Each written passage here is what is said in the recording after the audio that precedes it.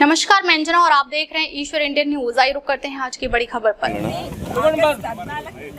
ಇಷ್ಟಣ್ಣ camera ಹಿಂಗೆ ತೋರಣ ಇಲ್ಲಪ್ಪ ಒಯ್ದವ್ರ ಪಾದೆಗೆ ಹಚ್ಚಿರಿ ನೀವೇ ಮುಂದೆ ಎಲ್ಲದಕ್ಕೆ ಜೂಮ್ ಅದ ಎಲ್ಲದಣ್ಣ ಮತ್ತೆ ನೀವು ನಾನು ನೋಡಿ ಪೂರಾ ವಿಶ್ವನವ್ರು ಹಿಂಗೆ ನಿಂತಿದ್ದೆ ಆಸಿಫ್ ಕ್ಯಾಮ್ರಾ ಬಾಯಿ ಮೇಲೆ लगाओ और पीछे लो जरा ಆಸಿಫ್ ಅಣ್ಣ ಹಿಂಗೆ ತೋರ್ತಾರೆ ಹೋಯ್ ಬರೋ ಮಗ ಇಲ್ಲಣ್ಣ ಬರಲ್ಲ ನಮ್ಮಲ್ಲಿ ಅದಕ್ಕೆ ಅಂತೀನಿ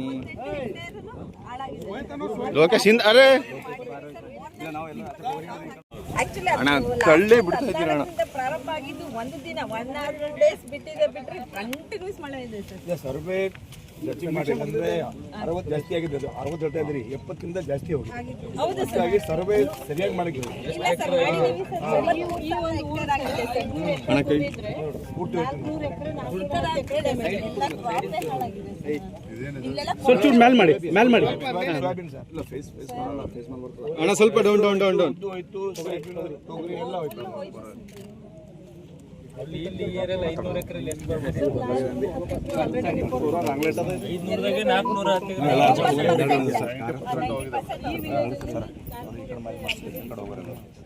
ಹಿಂದಿನ ಬ್ಯಾಕ್ಗ್ರೌಂಡ್ ಬರ್ತದೆ ಇನ್ಶೂರೆನ್ಸ್ ಸರಿ ಅಲ್ಲಿ 71,000 ಜನ ಈಗ ಕಂಪ್ಲೀಟ್ ಆಗಿದ್ದಾರೆ ಅವರು ಈಗ ಆಲ್ರೆಡಿ 71,000 ಜನ ನಮ್ಮಲ್ಲಿ 2,04,000 ನೋಂದಣಿ ಮಾಡ್ಕೊಂಡಿದ್ದಾರೆ ಕಂಪ್ಲೀಟ್ ಆಗಿದೆ ಸರ್ ನಾವು ಮ್ಯಾನ್ಯುಯಲಿನೂ ತಗೋತಿದ್ದೀವಿ ಸರ್ ಯಾಕಂದ್ರೆ ಟೋಲ್ ಫ್ರೀ ನಂಬರ್ ಕೆಲವು ವರ್ಕ್ ಆಗಲ್ಲ ಕಂಟಿನ್ಯೂಸ್ ಎಲ್ಲರೂ ಮಾಡಿದ್ದೀವಿ ಅದಕ್ಕೆ ಸರ್ ಮ್ಯಾನ್ಯುಯಲಿನೂ ಕಲೆಕ್ಟ್ ಮಾಡಿದ್ದೀವಿ 2 ಲಕ್ಷ ರೈತರು ನೋಂದಣಿ ಮಾಡ್ಕೊಂಡಿದ್ದಾರೆ ಅಂತ ಹೇಳಿದ್ರೆ ನೋಂದಣಿ ಮಾಡ್ಕೊಳ್ಳದೆ ಇರ್ತಕ್ಕಂಥ ಎಷ್ಟು ಜನ ಇದ್ದಾರೆ ಸರ್ ನಮ್ಮಲ್ಲಿ 2,96,000 ಜನ ಇದ್ದಾರೆ ಸರ್ ಅದರಲ್ಲಿ 96,000 ಮಾತ್ರ ಅವರೆಲ್ಲ ಅವೇರ್ನೆಸ್ ಕ್ರಿಯೇಟ್ ಮಾಡ್ತಾ ಇದ್ದಾರೆ ಮಾಡ್ತಿದ್ದೀವಿ ಸರ್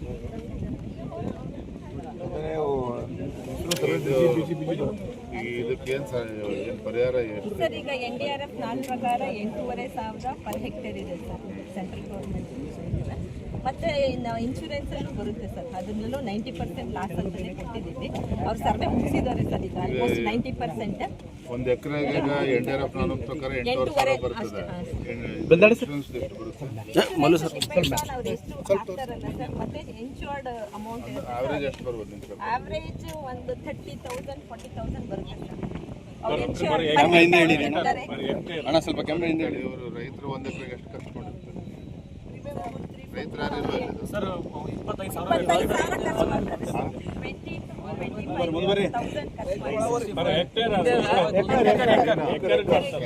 ಜಮೀನು ನಮ್ದ್ರಿ ಇದು ಯಾಕಂತ 25,000 ರೂಪಾಯಿ ಬರ್ತದೆ ಎಕರೆಗೆ 70,000 ಎಕರೆಗೆ 25 ಸರಿ ಇದೆ ಸರ್ ಇನ್ನೊಂದು ಸರ್ ನೆಕ್ಸ್ಟ್ ಈಗ ರಬ್ಬಿ ಬೆಳಿಬೇಕಲ್ಲ ಸರ್ ಈಗ ಹೊಲ ಹದ ಇದ್ರೆ ನಾನು ನಮ್ಮ ವಿಪಕ್ಷ ನಾಯಕರಾಗಿರುವಂತಹ ಚಲವಾದಿ ನಾರಾಯಣ ಸ್ವಾಮಿ ಅವರು ಮತ್ತು ನಾಳೆ ದಿನ ಗೋವಿಂದ ಕಾರಜೋಳ ಅವರು ಪಕ್ಷದೆಲ್ಲ ಹಿರಿಯ ನಾಯಕರು ಕೂಡ ನಮ್ಮ ಜೊತೆ ಕೂಡ್ತಾ ಇದ್ದಾರೆ. ಏನು ಅತಿವೃಷ್ಟಿಯಿಂದ ಹಾಗೂ ಮಹಾರಾಷ್ಟ್ರದ ಜಲಾಶಯಗಳಿಂದ ಏನು ನೀರನ್ನು ಬಿಟ್ಟಿರುವಂಥ ಸಂದರ್ಭದಲ್ಲಿ ವಿಶೇಷವಾಗಿ ಬೀದರ್, ಗುಲ್ಬರ್ಗ, ಯಾದಗಿರಿ ಮತ್ತು ರಾಯಚೂರು ಜಿಲ್ಲೆಗಳಲ್ಲಿ ಪ್ರವಾಹದ ಪರಿಸ್ಥಿತಿ ನಿರ್ಮಾಣ ಆಗಿದೆ. ರೈತರಿಗಾಗಲೇ ಸಂಕಷ್ಟದಲ್ಲಿದ್ದರು. ತೊಗರಿ ಬೇಳೆ ಬೆಳೀತಕ್ಕಂಥ ಎಲ್ಲ ರೈತರು, ಹೆಸರು ಉದ್ದು ಬೆಳೀತಕ್ಕಂಥ ರೈತರು ಬೆಳೆ ಸಂಪೂರ್ಣವಾಗಿ ನಾಶ ಆಗಿ ಸಂಕಷ್ಟದಲ್ಲಿದ್ದಂಥ ರೈತರಿಗೆ ಈ ಮಹಾರಾಷ್ಟ್ರದಿಂದ ಬಂದಂಥ ರಿಸರ್ವಾಯರಿಂದ ಬಿಟ್ಟಿರ್ತಕ್ಕಂಥ ನೀರಿಂದ ಇನ್ನೂ ಹೆಚ್ಚು ಸಮಸ್ಯೆಗಳು ಆಗಿರ್ತಕ್ಕಂಥದ್ದು. ಬೆಳೆ ಸಂಪೂರ್ಣವಾಗಿ ನಾಶ ಆಗಿದೆ. ಬಡವರು ಮನೆಗಳನ್ನು ಕೂಡ ಕಳೆದುಕೊಂಡಿದ್ದಾರೆ. ರಾಜ್ಯ ಸರ್ಕಾರ ಇವತ್ತು ಶಾಶ್ವತ ಪರಿಹಾರದ ಬಗ್ಗೆನೂ ಕೂಡ ಚಿಂತನೆ ನಡೆಸಬೇಕಾಗಿದೆ. ಯಾಕೆಂದರೆ ಅತಿವೃಷ್ಟಿ ಆದಾಗಲೆಲ್ಲ ಮತ್ತು ಮಹಾರಾಷ್ಟ್ರ ಜಲಾಶಯಗಳಿಂದ ನೀರು ಬಿಟ್ಟಾಗೆಲ್ಲ ಏನು ನದಿ ತೀರದಲ್ಲಿರ್ತಕ್ಕಂಥ ಬಡಬಗ್ಗರಿಗೆ ಪ್ರತಿ ಬಾರಿನೂ ಕೂಡ ತೊಂದರೆ ಆಗ್ತಾ ಇರುವಂಥದ್ದು. ಚಿತ್ತಾಪುರದಲ್ಲೂ ಕೂಡ ಅದೇ ಸಮಸ್ಯೆ ಇದೆ, ಈ ಬೀದರ್ ಜಿಲ್ಲೆಯಲ್ಲೂ ಕೂಡ ಅದೇ ಸಮಸ್ಯೆ ಇರುವಂಥದ್ದು. ನಾವಿವತ್ತು ಬಂದಿರತಕ್ಕಂಥ ಉದ್ದೇಶ ನಾವೇನೋ ರಾಜಕೀಯ ಮಾಡಬೇಕು ಅಂತಲ್ಲ, ಸಂಕಷ್ಟದಲ್ಲಿರುವಂತಹ ರೈತರ ಬಗ್ಗೆ ನಾವು ಜೊತೆಲಿರಬೇಕು, ಅವರ ಸಂಕಷ್ಟಕ್ಕೆ ಸ್ಪಂದನೆ ಮಾಡುವಂಥ ಕೆಲಸ ಮಾಡಬೇಕು. ಮತ್ತು ರಾಜ್ಯ ಸರ್ಕಾರಕ್ಕೂ ಕೂಡ ಇವರು ಎಚ್ಚರಿಸುವಂಥ ಕೆಲಸ ಆಗಬೇಕಾಗಿದೆ. ಆ ನಿಟ್ಟಿನಲ್ಲಿ ನಾನು ನಮ್ಮ ವಿಪಕ್ಷ ನಾಯಕರು ಆಮೇಲೆ ಶಾಸಕರುಗಳು, ಪಕ್ಷದ ಎಲ್ಲ ಮುಖಂಡರು ಇವತ್ತು ಮತ್ತು ನಾಳೆ ಬೀದರ್, ಗುಲ್ಬರ್ಗ, ಯಾದಗಿರಿ ಜಿಲ್ಲೆ ಪ್ರವಾಸ ನಾವು ಮಾಡ್ತಾ ಇದ್ದೇವೆ. ಸರ್, ಈಗ 2 ತಿಂಗಳಿಂದ ಮಳೆ ಬರ್ತಿದೆ, JDS-ನವರು ಬಂದ್ರು, ನೀವು ಬಂದ್ರಿ, ಆದ್ರೆ ಮುಖ್ಯಮಂತ್ರಿಗಳು ಮೈಸೂರಿನಲ್ಲಿ ಪುಳಿಯೋಗರೆ ತಿನ್ನೋದ್ರಲ್ಲಿ ಬಿಸಿ ಆಗಿದ್ದಾರೆ, ಏನ್ ಹೇಳ್ತೀರಿ ಸರ್? ನಾನು ಮುಖ್ಯಮಂತ್ರಿಗಳು ಈ ಸಂದರ್ಭ ಟೀಕೆ ಮಾಡೋದಕ್ಕೆ ಹೋಗೋದಿಲ್ಲ. ಬದಲಾಗಿ ರಾಜ್ಯದ ಗೌರವಾನ್ವಿತ ಮುಖ್ಯಮಂತ್ರಿಗಳಲ್ಲಿ ನಾನು ವಿನಂತಿ ಮಾಡ್ತೇನೆ, ಆಗ್ರಹ ಮಾಡ್ತೇನೆ. ಹಿಂದೆ BJP ಸರ್ಕಾರ ಇದ್ದಾಗ, ಯಡಿಯೂರಪ್ಪನವ್ರ ಮುಖ್ಯಮಂತ್ರಿಗಳು ಇದ್ದಾಗ NDRF ನಾರ್ಮ್ಸ್ ಏನು ಬಡವರಿಗೆ, ರೈತರಿಗೆ ಪರಿಹಾರವನ್ನು ನೀಡಿದ್ರು, ಅಷ್ಟೇ ಪರಿಹಾರವನ್ನು ಅಂದಿನ ಮುಖ್ಯಮಂತ್ರಿಗಳು ಯಡಿಯೂರಪ್ಪನವರು ಕೂಡ ರಾಜ್ಯ ಸರ್ಕಾರದಿಂದ ಪರಿಹಾರವನ್ನು ನೀಡಿದರು. ಯಾರು ಮನೆ ಕಳ್ಕೊಂಡಿದ್ರು ಅವ್ರಿಗೂ ಕೂಡ ಪರಿಹಾರನ ಕೊಟ್ಟಿದ್ರು ರಾಜ್ಯ ಸರ್ಕಾರ. ಯಾರು ಬೆಳೆ ನಾಶ ಆಗಿತ್ತು, ಹಿಂದಿನ BJP ಸರ್ಕಾರ ಪರಿಹಾರ ನೀಡಿದ್ರು.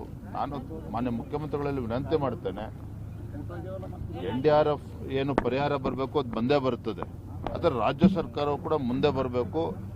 ಕೇವಲ ಇಲ್ಲಿ ಅಧಿಕಾರಿಗಳಲ್ಲಿ ಬಂದು ಭೇಟಿ ಮಾಡೋ ಹೋಗೋದ್ರಿಂದೇನು ಪ್ರಯೋಜನ ಇಲ್ಲ. ತತ್ಕ್ಷಣ ಸಂಕಷ್ಟದಲ್ಲಿರ್ತಕ್ಕಂಥ ರೈತರಿಗೆ, ಬಡವರಿಗೆ ಸ್ಪಂದನೆ ಮಾಡುವಂಥ ಕೆಲಸ ಮಾಡಬೇಕು, ಪರಿಹಾರನ ನೀಡಬೇಕು ಅಂತ ನಾವು ಒತ್ತಾಯ ಮಾಡ್ತೀವಿ.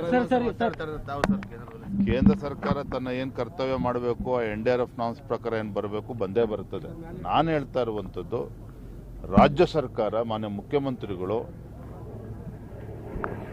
ಅವರ ಜವಾಬ್ದಾರಿಯನ್ನು ಕೂಡ ಇವತ್ತು ನಿರ್ವಹಿಸಬೇಕಾಗಿದೆ. ಸಂಕಷ್ಟದಲ್ಲಿರುವಂತಹ ರೈತರಿಗೆ ತತ್ಕ್ಷಣ ಸ್ಪಂದನೆ ಮಾಡಬೇಕು, ಪರಿಹಾರ ನೀಡಬೇಕು ಅಂತೇಳಿ ನಾನು ಆಗ್ರಹವನ್ನು ಮಾಡ್ತಾ ಇದ್ದೇನೆ. ಸರ್, ಈಗ ಜಾತಿವಾರ ಸಮೀಕ್ಷೆಗೆ ಸಂಬಂಧ ಈಗ ಬೇಡಪ್ಪ, ಇವತ್ತು ಬೇಡ. ಇಲ್ಲ ಸರ್, ಯಾಕಂದ್ರೆ ನೀವು ಒಂದು ಹೇಳಿದ್ರಿ, ದಯವಿಟ್ಟು ನಾನು ವಿನಂತಿ ಇಷ್ಟೇ ಹೇಳ್ತೇನೆ, ಇಡೀ ಹಿಂದೂ ಸಮಾಜ ಒಗ್ಗಟ್ಟಾಗಿ ನಿಲ್ಲುವಂಥ ಕಾಲಘಟ್ಟದಲ್ಲಿ ನಾವು ಇದ್ದೇವೆ. ಹಿಂದೂ ಸಮಾಜವನ್ನು ಒಡೆಯುವಂಥ ಕೆಲಸ ರಾಜಕೀಯ ಪಕ್ಷಗಳು ಮಾಡಬಾರ್ದು, ರಾಜಕೀಯ ನಾಯಕರುಗಳು ಕೂಡ ಮಾಡಬಾರ್ದು. ಈ ವಿನಂತಿ ನಾನು ಮಾಡ್ತಾ ಇದ್ದೇನೆ. ಇವತ್ತು ನಾವು ಬಂದಿರುವಂಥದ್ದು ನೆರೆ ವಿಚಾರದಲ್ಲಿ ಬಂದಿದ್ದೇವೆ, ರೈತರ ಸಂಕಷ್ಟಕ್ಕೆ ಸ್ಪಂದನೆ ಮಾಡಬೇಕು ಅಂತ ನಾವು ಬಂದಿದ್ದೇವೆ. ತೇಜಸ್ವಿ ಸೂರ್ಯ ಅವರು ಆಲ್ರೆಡಿ ಕರೆ ಕೊಟ್ಟಿದ್ದಾರೆ, ರಾಜ್ಯ ಸರ್ಕಾರದ ನಂಬಿಕೆ ಇಲ್ಲ, ಚಲೋದವ್ರು ಮಾತಾಡ್ತೀನಿ. ಅಲ್ಲ, ಅದ್ರ ಬಗ್ಗೆ ಆತಂಕ ಎಲ್ಲರೂ ಕೂಡ ಇದೆ, ದುರುಪಯೋಗ ಆಗುತ್ತೆ.